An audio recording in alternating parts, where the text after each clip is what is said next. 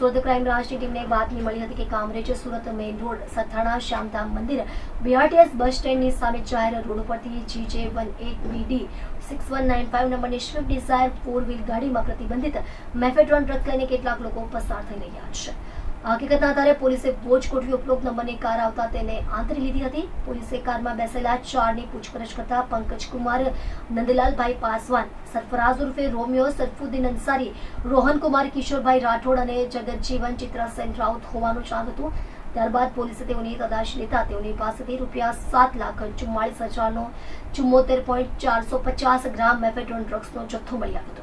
પોલીસે તેઓની ધરપકડ કરી મેફેડ્રોન ડ્રગ્સનો જથ્થો, કાર, રોકડા, 7 મોબાઈલ ફોન, અન્ય સામાન મળી કુલ ₹12,97,500ની મત્તાનો મુદ્દામાલ કબજે કર્યો છે. આ ચારેય જણા 4 વ્હીલ ગાડીમાં મુંબઈ જઈ રાત્રિના સમયે મેફેડ્રોન ડ્રગ્સનો જથ્થો ખરીદી પોલીસથી બચવા માટે 4 વ્હીલના સ્ટીયરિંગના હોર્નના ફાઇબરના કવર નીચે છુપાવી સુરત શહેરમાં લાવી છૂટકમાં વેચાણ કરતા હતા. પરંતુ આ વખતે ચારેય જણાનો ખેલ બગડી ગયો હતો. સુરત શહેર ક્રાઇમ બ્રાન્ચ દ્વારા આરોપીઓને પકડી પાડી ડ્રગ્સ રેકેટનો પર્દાફાશ કર્યો છે. No drugs in Surat city અન્વયે સુરત ક્રાઇમ બ્રાન્ચની ટીમ સતત જે ડ્રગ્સ વેચવાવાળા પેડલરોથી લઈ ટોપ ટુ બોટમ થિયરી હેઠળ અલગ અલગ લોકોને આઈડેન્ટિફાઈ કરી સતત એમની વિરુદ્ધ કાર્યવાહી કરી રહી છે. આવી જ રીતે આ જ અનુસંધાને ક્રાઇમ બ્રાન્ચના પોલીસ ઇન્સ્પેક્ટર JG પટેલને એક બાતમી મળી હતી કે મુંબઈથી સુરતના 4 ઇસમો ગાડી લઈ અને ડ્રગ્સ લેવા ગયા છે અને આજે વહેલી સવારે પરત આવે છે. જે બાતમી આધારે ક્રાઇમ બ્રાન્ચની ટીમે સરથાણા શ્યામ મંદિર પાસે એક વોચ ગોઠવી હતી અને આ વોચમાં આ જે બાતમીવાળી ગાડી ત્યાંથી પસાર થતા સ્વિફ્ટ ડિઝાયર અને રોકતા એમાં 4 ઇસમો મળી આવ્યા હતા.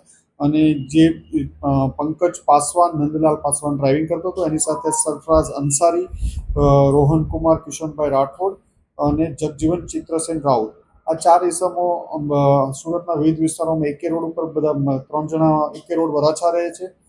અને ઓરિજિનલી એક ઉત્તર પ્રદેશનો છે, એક સુરતનો છે, એક બલાગામ મોરબીનો છે અને એક ઓરિસ્સા ગંજામનો છે.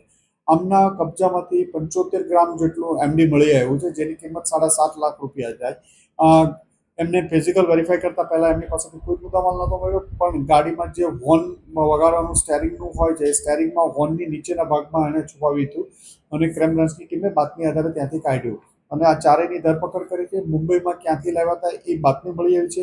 અગાઉ પણ આ લોકો 3 ટ્રીપ મારી ચૂક્યા છે. અહીંયા ક્યાંથી લાવતા હતા, કોને કોને આપતા હતા, આ દિશામાં પણ તપાસ ચાલી રહી છે.